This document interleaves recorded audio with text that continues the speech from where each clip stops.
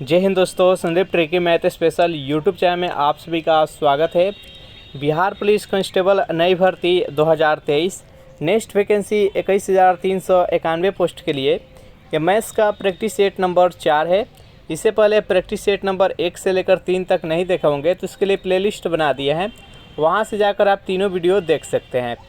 इस practice set में हम 10 महत्वपूर्ण प्रश्न देखने वाले हैं जो कि आपके एग्जाम के व्यू से बेहद इंपॉर्टेंट साबित होने वाला है। तो इस वीडियो को अंत तक देखिएगा।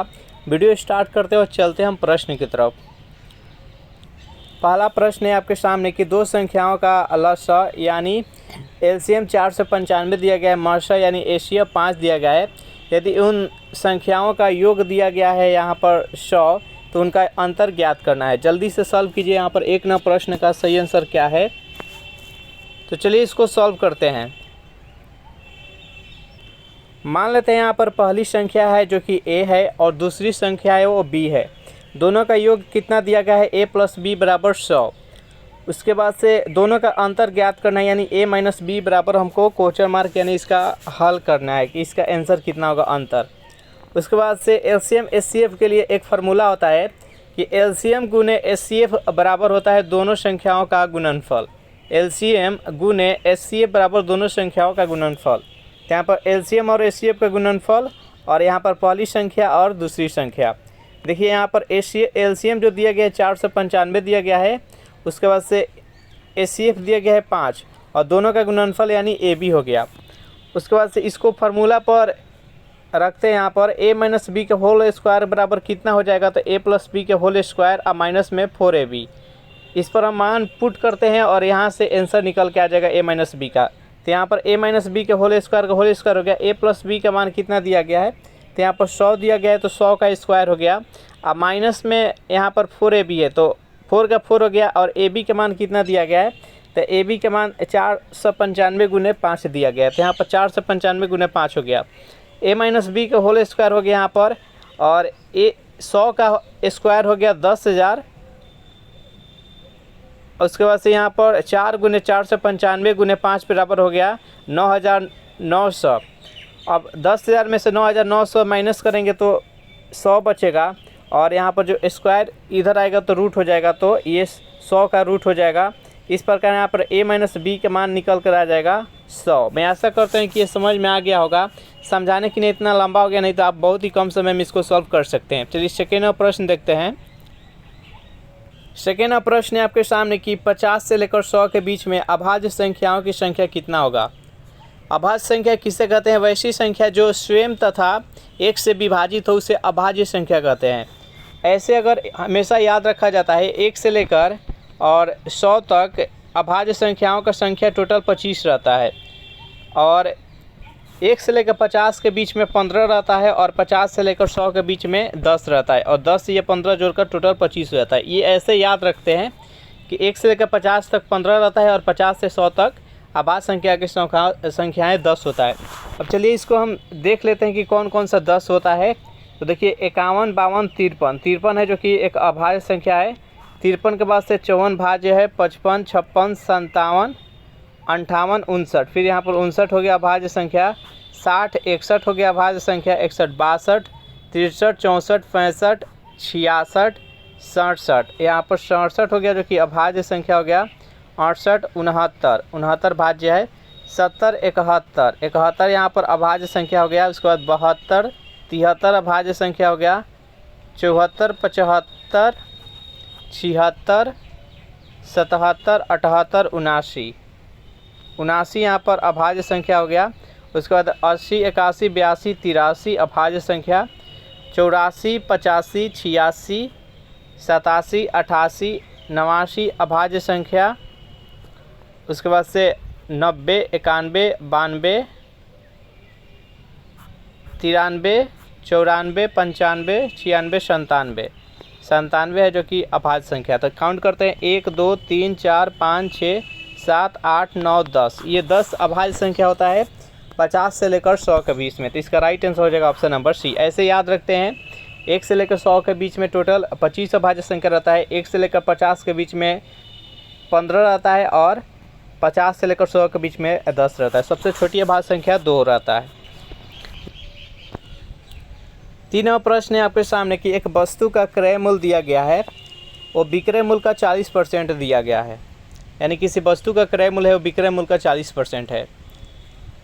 विक्रय मूल्य क्रय मूल्य का कितना प्रतिशत होगा यही ज्ञात करना है। जल्दी से सॉल्व कीजिए और बताइए तीनों प्रश्न का राइट आंसर क्या है। तो जल्दी चलिए इसको सॉल्व करते हैं। यहाँ पर एसपी और सीपी, सीपी यानी कॉस्ट प्राइस और एसपी यानी सेलिंग प्राइस। यहाँ पर जो दिया गया है क्रय मूल्य का जो मान दिया गया है वो विक्रय मूल्य का 40% है। यानी अगर एसपी यहाँ पर 100 होगा तो सीपी कितना हो जाएगा 40। अब यहाँ पर प्रश्न कह रहा है कि विक्रय मूल्य क्रय मूल्य का कितना प्रतिशत होगा। तो यहाँ पर क्रय मूल्य कितना दिया गया है 40 और सेलिंग प्राइस कितना है तो 100, और ये कितना प्रतिशत है 100। 40 का कितना प्रतिशत है परसेंटेज के लिए यहाँ पर 100 हो गया। अब इसको सॉल्व कर लेते हैं हम। ये 0 से 0 ख़त्म हो गया, ये हो गया 2 और ये हो गया 5। फिर ये इसको कट करेंगे तो ये हो जाएगा 50 और 50 में 5 से गुना करेंगे तो 250%। तो इसका राइट आंसर हो जाएगा ऑप्शन नंबर डी 250%। चलिए नेक्स्ट यहाँ पर 4 नंबर प्रश्न देखते हैं। प्रश्न यहाँ पर आपके सामने कि 4 लगातार सम संख्याओं का औसत दिया गया है वो 23 दिया गया है। इन संख्याओं में सबसे छोटी संख्या क्या होगा। जल्दी से इसको सॉल्व कीजिए और बताइए यहाँ पर 4 नंबर प्रश्न का राइट आंसर क्या है। 4 लगातार सम संख्याओं का औसत जो दिया गया है वो 23 दिया गया है, तो इसका सबसे छोटी संख्या ज्ञात करना है। तो यहाँ पर लगातार 4 सम संख्या, मान लेते हैं कि यहाँ पर औसत 23 है और इसके इधर 2 सम संख्या, इधर 2 सम संख्या है। तो 23 के इधर सम संख्या क्या होगा, तो एक तो 22 हो जाएगा और एक 20 हो जाएगा। और इधर 2 सम संख्या कौन हो सकता है, तो एक हो जाएगा 24 और एक हो जाएगा 26। तो यही 4 सम संख्या है लगातार 20, 22, 24 और 26। और जो औसत रहता है वो सभी संख्याओं का योग रहता है और बाटा में जितना अंक रहता है उससे भाग देने का वही उसका औसत है। तो सबसे मध्य में कौन सा आ जाएगा, तो 23 हो जाएगा। यहाँ पर पूछा जाए 4 संख्याएं हमको मिल गया है 20, 22, 24 और 26। यहाँ पर सबसे छोटी संख्या पूछा जा रहा है, तो सबसे छोटी संख्या यहाँ पर 20 हो जाएगा। तो इस प्रश्न का राइट आंसर हो जाएगा ऑप्शन नंबर बी। चलिए नेक्स्ट यहाँ पर 5 नंबर प्रश्न देखते हैं। प्रश्न आपके सामने बेहद इंपॉर्टेंट प्रश्न है। यहाँ पर चलिए इसको ट्री के माध्यम से हल करेंगे और बहुत ही कम समय में इसको हल कर पाइएगा। ए और बी का अनुपात दिया गया है यहाँ पर 5:9, बी और सी का अनुपात दिया गया है 4:3, सी और डी का अनुपात दिया गया है 2:3 और ए अनुपात डी का मान यहाँ पर ज्ञात करना है। जल्दी से सॉल्व कीजिए और बताइए यहाँ पर 5 नंबर प्रश्न का राइट आंसर क्या होगा। जल्दी से कमेंट कीजिए। तो चलिए इसको सॉल्व करते हैं। देखिए इसमें क्या क्या है, ए बी सी डी 4 गो है। तो यहाँ पर ए हो गया, यहाँ पर बी हो गया, ये सी हो गया और डी हो गया। अब चलिए इसको रखते हैं। ए और बी का मान कितना दिया गया है, तो 5:9। तो यहाँ पर 5 हो गया और यहाँ पर 9 हो गया। उसके बाद देखिए बी और सी का मान कितना दिया है, 4:3। तो यहाँ पर 4 हो गया और यहाँ पर 3 हो गया। उसके बाद देखिए यहाँ पर सी और डी का मान कितना दिया गया, 2:3। तो यहाँ पर सी का यहाँ पर 2 हो गया और डी का यहाँ पर 3 हो गया। अब देखिए यहाँ से कैसे सॉल्व करना है। अब जितने भी आपको खाली स्थान दिख रहा है और जो उसके बगल में है, राइट या लेफ्ट में है, उसको भरते जाना है। यानी यहाँ पर देखिए ये रिक्त है और ये रिक्त है, तो इसके बगल में क्या है 9 है, तो यहाँ पर भी 9 रख देंगे और यहाँ पर भी 9 रख देंगे। अब देखिए यहाँ पर रिक्त है, यहाँ इसके बगल में क्या है 3, तो यहाँ पर 3 रख देंगे। अब देखिए यहाँ पर खाली स्थान है तो 4 इसके बगल में है, तो 4 यहाँ पर रख देंगे। इस ट्रिक को हमेशा याद रखिएगा। अब देखिए यहाँ पर रिक्त है, यहाँ पर रिक्त है, इसके बगल में क्या है तो 2, तो यहाँ पर भी 2 रख देंगे, यहाँ पर भी 2 रख देंगे। अब यहाँ पर प्रश्न पूछा जा रहा है कि ए और डी का अनुपात ज्ञात करना है। तो अब केवल हमको ए और डी के वैल्यू से ही काम रखना है। तो ए पहले है तो यहाँ पर ये ए हो गया और बी डी बाद में है, तो बाटा में यहाँ पर डी हो गया। अब इसको ए का जो वैल्यू दिया गया उसको ऊपर रख देंगे और बी का जो वैल्यू दिया है उसको नीचे रख देंगे। और ए का मान क्या क्या है, तो यहाँ पर 5 है, 4 है और 2 है। तो यहाँ पर 5 गुने 4 गुने और 2। अब बी का मान डी का मान कितना दिया है, तो 9 3 3। यहाँ पर 9 हो गया और गुने में 3 हो गया और गुने में 3। अब इसी को सॉल्व कर लेंगे, ए और डी का अनुपात निकल कर आ जाएगा। तो 5 का 20 और 20 दूना 40। तो ए का मान यहाँ पर 40 हो गया और अनुपात हो गया। अब इसका देखिए 3 के 9 9 81, यानी 40:81 इसका आंसर हो जाएगा। Option number 40, option number C. मैं आशा करता हूँ कि ये समझ में आ गया होगा। चलिए नेक्स्ट क्वेश्चन देखते हैं। 6 नंबर प्रश्न है आपके सामने कि ए बी से दुगुना अधिक कार्य करने वाला है, यानी ए की जो कार्य क्षमता है वो बी से दुगुना उसका कार्य क्षमता है, तथा ये दोनों एक साथ किसी कार्य को 14 दिन में समाप्त करते हैं, और ए अकेले उस काम को कितने दिनों में कंप्लीट करेगा, यही आपको बताना है। तो जल्दी से इसको सॉल्व कीजिए और बताइए इस प्रश्न का राइट आंसर क्या है। तो चलिए इसको सॉल्व करते हैं। यहाँ पर ए हो गया और ये हो गया बी। ए का जो कार्य क्षमता है वो बी से दुगुना है, यानी अगर ए एक दिन में 2 काम कर रहा है तो बी एक दिन में कितना काम कर रहा है, तो ये 1 काम कर रहा है। यहाँ पर ए और बी का मान ज्ञात कर लिया है। यहाँ पर दोनों देखिए एक काम है, दोनों मिलकर एक काम को कितने दिन में कंप्लीट करते हैं, तो 14 दिन में। तो दोनों मिल जाते हैं तो ए का कार्य क्षमता 2 है और बी का 1 है, तो 1 और 2 कितना हो गया, तो 3 हो गया। दोनों मिलकर कितने दिन काम करते हैं, तो काम समाप्त होता है तो 14 दिन। तो 14 तो यहाँ कितना हो गया, 42। टोटल काम की संख्या कितना हो गया, तो 42। अब यहाँ पर पूछा जा रहा है कि अकेले ए वो कितने दिनों में काम करेगा, तो यहाँ पर टोटल कामों की संख्या 42 है और एक दिन में ए 2 काम कर रहा है, तो 42 को काम कितने दिन में करेगा, तो 2 से भाग देंगे तो कितना हो जाएगा, 21। यानी ए जो है अकेले उस काम को 21 दिन में कंप्लीट कर देगा। तो इसका राइट आंसर हो जाएगा ऑप्शन नंबर सी। नेक्स्ट यहाँ पर 7 नंबर प्रश्न है आपके सामने कि एक संख्या दिया गया है, एक संख्या का 3/4 27 है, यानी एक संख्या है उसका 3/4 बराबर कितना दिया गया है, 27। 3/4 वैल्यू का मान कितना दिया गया है, 27। तो यहाँ पर 1/6 उसका उस संख्या का 1/6 कितना होगा, यानी देखिए 3 यूनिट का मान 27 दिया गया है, तो 4 यूनिट का मान कितना हो जाएगा, यानी पूरा संख्या अगर ज्ञात करना हो तो कितना हो जाएगा, तो 3 यूनिट का मान कितना दिया गया है, 27। तो 1 यूनिट का मान हम निकालेंगे तो 9 3 27, 1 यूनिट का मान 9, यानी अगर संख्या पूछा जाए कि वो संख्या कितना है, तो 9 चौका 36 हो जाएगा, यानी टोटल संख्या वो 4 यूनिट के बराबर है। तो 4 गुने 9 बराबर 36। टोटल संख्या यानी वो संख्या क्या है, 36 है। अब उस संख्या का 1/6 ज्ञात करना है, तो संख्या का 1/6 कितना हो जाएगा, 6 के 36 यानी 6, वह संख्या हो जाएगा 1/6, उसका मान हो जाएगा 6। इसका राइट आंसर हो जाएगा ऑप्शन नंबर डी। नेक्स्ट यहाँ पर 8 नंबर प्रश्न है आपके सामने कि 800 रुपये पर 5% वार्षिक ब्याज की दर से 2 वर्ष में चक्रवृद्धि ब्याज कितना होगा। जल्दी से इसको सॉल्व कीजिए और बताइए यहाँ पर 8 नंबर प्रश्न का राइट आंसर क्या है। यहाँ पर पी का मान कितना दिया गया है, पी का मान यहाँ पर 800 दिया गया है। उसके बाद से इसका रेट कितना दिया गया है, रेट यहाँ पर 5% दिया गया है। टाइम यहाँ पर दिया गया है 2 वर्ष, और हमको क्या ज्ञात करना है, तो कितना उसको ब्याज इंटरेस्ट कितना मिलेगा और किस पर मिलना चाहिए, तो उसको चक्रवृद्धि ब्याज पर मिलना चाहिए। तो चलिए इसको सॉल्व करते हैं।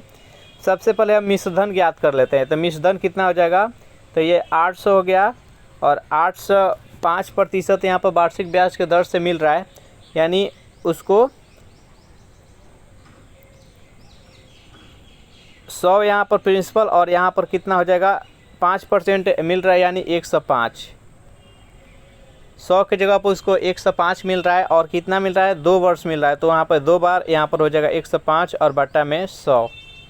अब इसको हम सॉल्व कर लेंगे तो यहाँ पर कितना हो जाएगा, इसको और छोटा करते हैं, काट करते यहाँ पर हो जाएगा ये 20 × 100 और ये 21 × 105, फिर ये 20 × 100 और 21 × 105।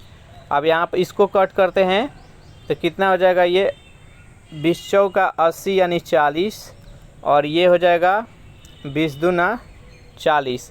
21 में 21 से अगर गुना करेंगे तो कितना हो जाएगा 441, और 441 में हम 2 से गुना करेंगे तो कितना हो जाएगा 882।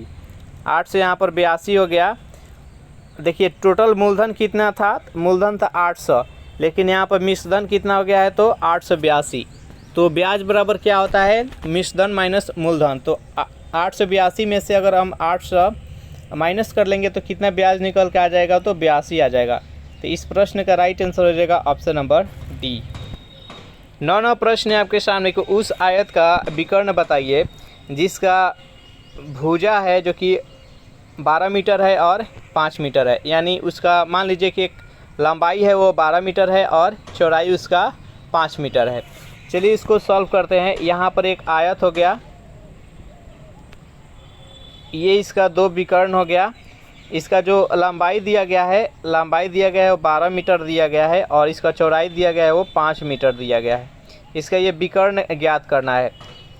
तो देखिए यहाँ पर जो आयत होता है इसका ये समकोण रहता है, तो यहाँ पर ये समकोण निकल के आ गया और इसका एक भुजा दिया गया है 12 और दूसरी भुजा दिया है 5।